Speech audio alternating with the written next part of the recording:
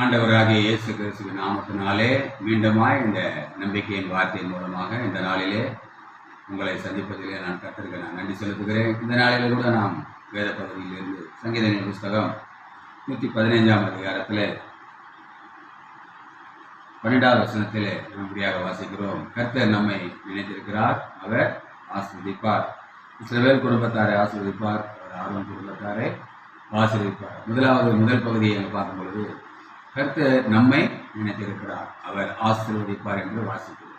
அருமையான அன்பு தேவ ஜனமே, மத்தியிலே இன்னைக்கு அநேகர் மத்தியில் ஆசீர்வாதங்களுக்கு குறைவு, பிரயாசங்களுக்கு குறைவு, வருமானத்துக்கு குறைவு, பண தேவைகள் மிகுந்த அதிகமாய் காணப்படுகிறது.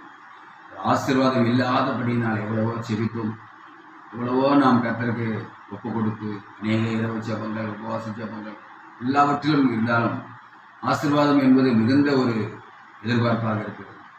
வாசிக்கிறோம், கர்த்தர் நம்மை நினைத்திருக்கிறார். ஆக கர்த்தர் நம்மை நினைக்கிற அளவுக்கு நம்ம யார்? இதை நாம் சற்று சிந்திக்க வேண்டும்.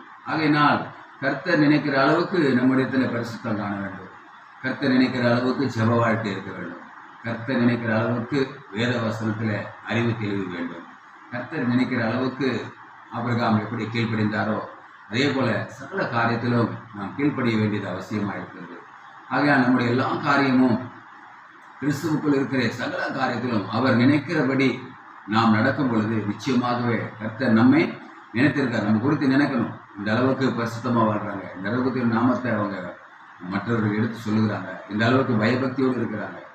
ஆகையினால் அவர் நம்ம நினைக்கும்படியான வாழ்க்கையை கிறிஸ்துவுக்கு வாழ நாம் ஒப்புக் கொடுக்கும் பொழுது நிச்சயமாகவே அவர் நம்மை ஆசீர்வதிப்பார். அதுபோல உங்கள் வாழ்க்கையிலும் இந்த நாளிலிருந்து இந்த தெய்வ செய்தியை கேட்கிற நாளிலிருந்து உங்களை கர்த்தர் நினைக்கிற அளவுக்கு உங்கள் வாழ்க்கையை மாற்றிக்கொள்ளுங்க.